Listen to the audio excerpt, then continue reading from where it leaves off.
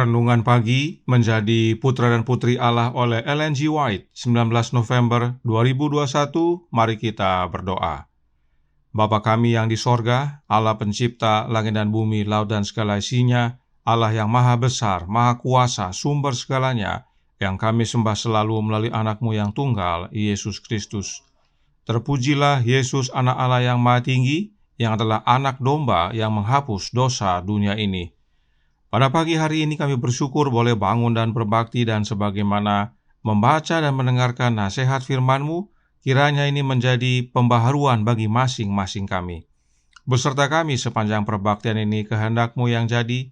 Ampun kami akan dosa dan salah, karena kami berdoa hanya melalui anak-Mu yang tunggal, Yesus Kristus, yang adalah Tuhan dan Juru Selamat kami. Amin. Renungan hari ini akan dibacakan oleh Ibu Connie Wentuk. Silakan Ibu Connie. Terima kasih. Shalom dan selamat pagi. Bacaan renungan pagi menjadi Putra dan Putri Allah 19 November 2021 dengan judul Kita Menjauhi Perkara yang Kekanak-kanakan. Ayat tema terdapat di dalam 1 Korintus 13 ayat 11. Firman Tuhan mengatakan, "Ketika aku kanak-kanak, aku berkata seperti kanak-kanak. Aku merasa seperti kanak-kanak, aku berpikir seperti kanak-kanak. Sekarang sesudah aku menjadi dewasa, aku meninggalkan sifat kanak-kanak itu." Kita tidak harus selalu menjadi anak-anak dalam pengetahuan dan pengalaman kita dalam hal-hal rohani. Kita tidak selalu mengekspresikan diri sebagai orang yang baru saja menerima Kristus, tetapi doa dan nasihat kita harus tumbuh dalam kecerdasan, sementara kita berkembang dalam pengalaman dalam kebenaran. Bahasa seorang anak 6 tahun dalam anak 10 tahun tidak akan menyenangkan bagi kita. Dan betapa menyakitkannya mendengar ekspresi kecerdasan seorang anak kecil dalam diri seseorang yang telah tiba pada tahun-tahun kedewasaan. Ketika seseorang menjadi dewasa, kita mengharapkan dari dia kecerdasan yang sesuai dengan umur dan peluangnya. Tetapi jika kita mengharapkan manifestasi dari pertumbuhan kecerdasan ini pada anak, sebagaimana ia berkembang selama bertahun-tahun, tidakkah seharusnya kita juga berharap untuk melihat orang Kristen bertumbuh dalam kasih karunia dan pengalaman? Tuhan telah memberi kita banyak keuntungan dan peluang. Dan ketika hari besar terakhir akan tiba, dan kita akan melihat apa yang mungkin telah kita capai. Seandainya kita mengambil manfaat dari bantuan yang diberikan surga kepada kita, ketika kita melihat bagaimana kita dapat bertumbuh dalam kasih karunia dan memandang hal-hal ini sebagaimana Allah memandangnya, melihat apa yang telah hilang dengan gagal, tumbuh menjadi sosok pria dan wanita yang sempurna dalam Kristus, kita akan berharap bahwa seandainya kita lebih serius. Tuhan tidak menginginkan Anda untuk tetap menjadi pemula. Dia membutuhkan dalam pekerjaannya segala sesuatu yang dapat Anda capai di sini dalam kecerdasan mental dan pandangan yang jelas. Dia ingin Anda mencapai anak tangga tertinggi dan kemudian melangkah ke kerajaan Allah. Tuhan rindu Anda memahami posisi yang Anda tempati sebagai putra dan putri yang maha tinggi, anak-anak Raja Surgawi. Demikian bacaan renungan pagi. Tuhan Yesus memberkati. Terima kasih atas penata layanan Ibu Connie. Tuhan Yesus memberkati. Selamat pagi saudaraku dalam Tuhan. Apakah perkara-perkara yang kekanak-kanakan yang kita harus jauhi? Roh Nubuat menjelaskan dalam The General Conference Bulletin April 16 tahun 1901 artikel A paragraf 12 berbunyi, Anda telah tumbuh menjadi manusia seutuhnya. Oleh karena itu, hal-hal kekanak-kanakan yang Anda layani, sifat-sifat karakter yang tidak menyenangkan yang Anda tahu tidak sesuai dengan perintah Kristus, kata-kata Anda yang terburu nafsu harus disingkirkan. Sifat kekanak-kanakan adalah karakter yang tidak menyenangkan, yaitu yang tidak selaras dengan perintah Yesus, serta kata-kata yang digerakkan oleh nafsu. Hal-hal ini harus disingkirkan. Kemudian, manuskrip 38 tahun 1899 paragraf 5 berkata, "Ketika aku kanak-kanak," kata Paulus, "aku berkata-kata seperti kanak-kanak. Aku merasa seperti kanak-kanak. Aku berpikir seperti kanak-kanak. Sekarang, sesudah aku menjadi dewasa, aku meninggalkan sifat kanak-kanak itu." 1 Korintus 13 ayat 11. Berapa banyak pria yang tumbuh memiliki tingkatan dalam hidup manusia, tetapi tidak melampaui masa kanak-kanak mereka, yang membawa cacat kehidupan kanak-kanak mereka ke dalam pengalaman keagamaan mereka. Roh Nubuat dengan jelas menyatakan bahwa dalam pengalaman keagamaan, sifat kanak-kanak itu dikategorikan sebagai tingkatan cacat. Dan tingkatan cacat ini masih banyak yang bawa sampai mereka sudah dewasa. Itu sebabnya Paulus menekankan bahwa kita harus berkata-kata dan berpikir sesuai tingkatan usia kita. Selanjutnya, dalam sebuah nasihat kepada para pekerja yang senior dalam ladang Tuhan, Nyonya White menuliskan, The Retirement Years, halaman 77, paragraf pertama. Anda telah menjadi kekanak-kanakan. Anda mungkin tidak mengenali ini, tetapi memang demikian. Anda butuh ketenangan dan istirahat. Anda memiliki suka dan tidak suka yang kuat. Berhati-hatilah agar tidak menghalangi pekerjaan Allah. Karena saya berbicara kepada Anda tentang poin-poin ini, jangan sejenak mengira bahwa saya ingin melukai Anda.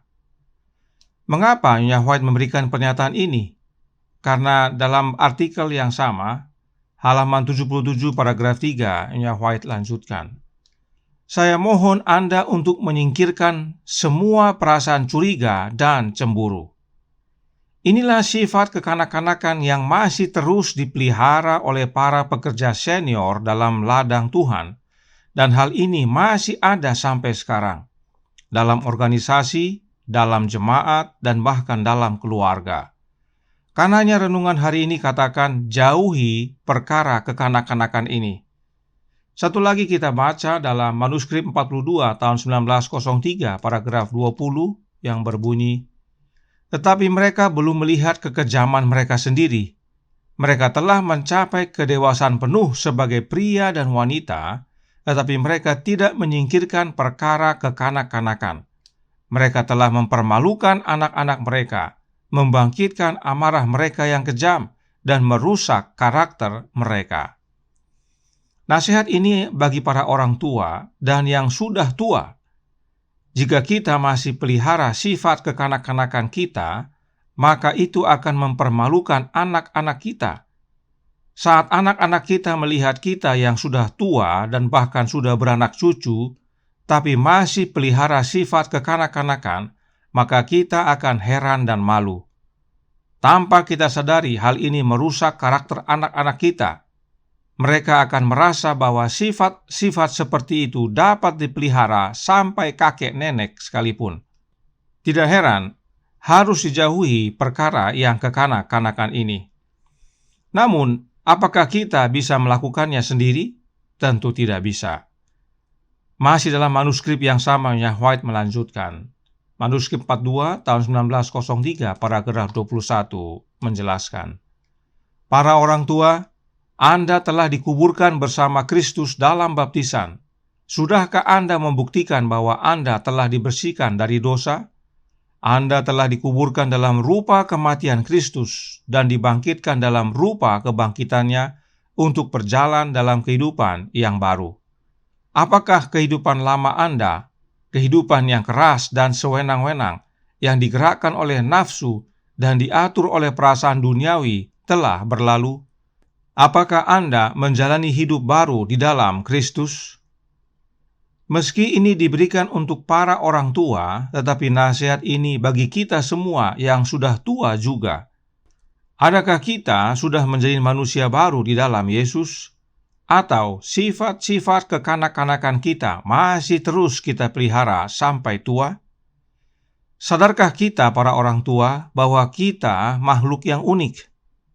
Kita berharap dan bahkan berdoa agar anak-anak kita menjadi orang-orang yang dewasa dalam kerohanian. Sementara kita sebagai orang tua masih pelihara sifat-sifat kekanak-kanakan kita. Dan ini dilihat oleh anak-anak kita. Ini blunder namanya. Itu sebabnya Roh Nubuat melanjutkan dalam artikel yang sama, yaitu manuskrip 42 tahun 1903 paragraf 22, berkata, "Para orang tua, ketika Anda bertobat, anak-anak Anda akan dapat melihat perubahan besar dalam kehidupan rumah tangga." Inilah yang pertama-tama kita para orang tua dan yang sudah berumur tua untuk lakukan serta hidupkan. Pertama-tama kita dulu yang harus bertobat, baru kehidupan kita menjadi teladan bagi anak-anak kita. Mereka tidak lihat lagi sifat kekanak-kanakan dalam diri orang tuanya. Mereka melihat pertumbuhan kedewasaan rohani dalam kehidupan orang tua mereka. Hal ini juga berlaku dalam jemaat. Yang sudah tua dalam kebenaran malah sering menunjukkan sifat kekanak-kanakan mereka yang membuat jiwa-jiwa yang baru bertobat menjadi heran.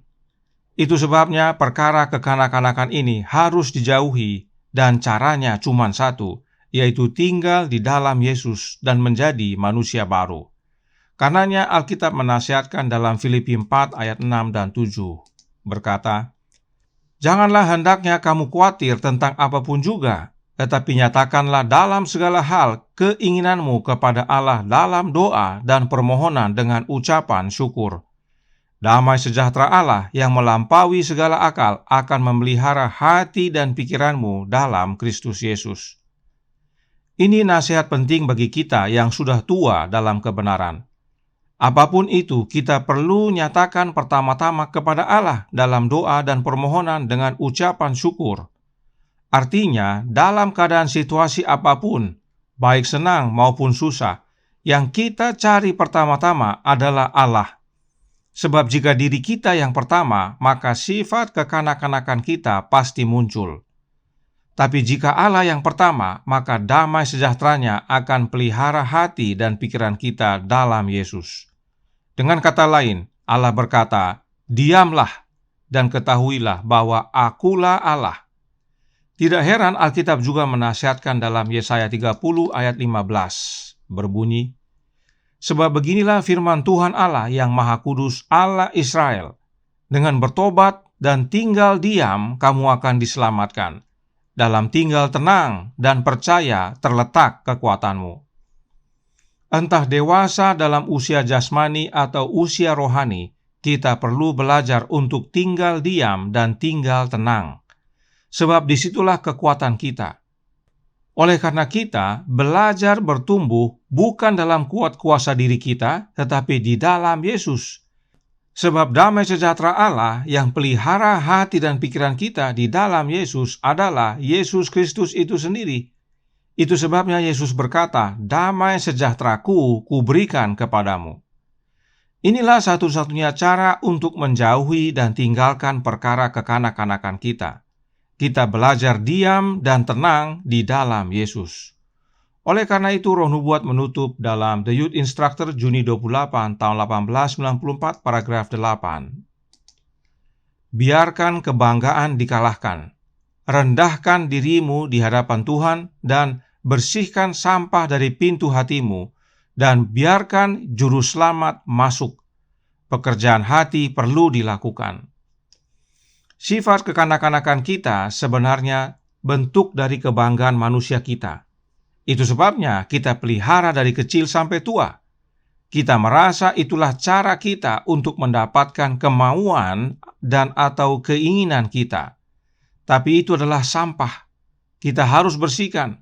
Karena itu yang kita perlu adalah Yesus untuk masuk ke dalam hati kita dan mengerjakan pembersihan dalam hati kita. Bagaimana caranya Yesus masuk dan tinggal dalam hati kita? Oleh kehadiran Roh-Nya, Roh Kristus. Kiranya ini menjadi pembaharuan bagi kita semua. Tinggalkan perkara kekanak-kanakan kita dan terima damai sejahtera Allah yang pelihara hati dan pikiran kita di dalam Yesus. Kita menjadi dewasa dalam kerohanian, tenang dan diam, percaya Yesus bekerja dalam hidup kita untuk kemuliaan Allah Bapa. Tuhan memberkati, saya bawa dalam nama Yesus. Amin. Mari kita berdoa. Bapa kami yang di sorga, Allah pencipta langit dan bumi, laut dan segala isinya, Allah yang maha besar, maha kuasa, sumber segalanya yang kami sembah selalu melalui anak-Mu yang tunggal, Yesus Kristus. Terima kasih nasihat penting bagi kami, khususnya yang sudah tua ataupun para orang tua. Kami masih pelihara sifat kekanak-kanakan kami. Oleh karena itu, penting bagi kami untuk belajar diam dan tenang, mendengarkan akan nasihat firman Tuhan, dan tinggal dalam Yesus, sebab di situlah terletak kekuatan kami. Oleh karenanya, tolong kami ya Bapa, curahkan roh anak-Mu dalam hati ini, berkuasalah Yesus, bersihkanlah hati kami dari sifat kekanak-kanakan kami, agar kami menjadi dewasa dalam rohani, bukan hanya menjadi kekuatan dan teladan bagi anak-anak kami, tetapi bagi sesama, agar banyak yang datang bertobat kepadamu. Beserta kami sepanjang hari ini, kehendak-Mu yang jadi. Ampun kami akan dosa dan salah, karena kami berdoa hanya melalui anak-Mu yang tunggal, Yesus Kristus, yang adalah Tuhan dan Juru Selamat kami. Amin.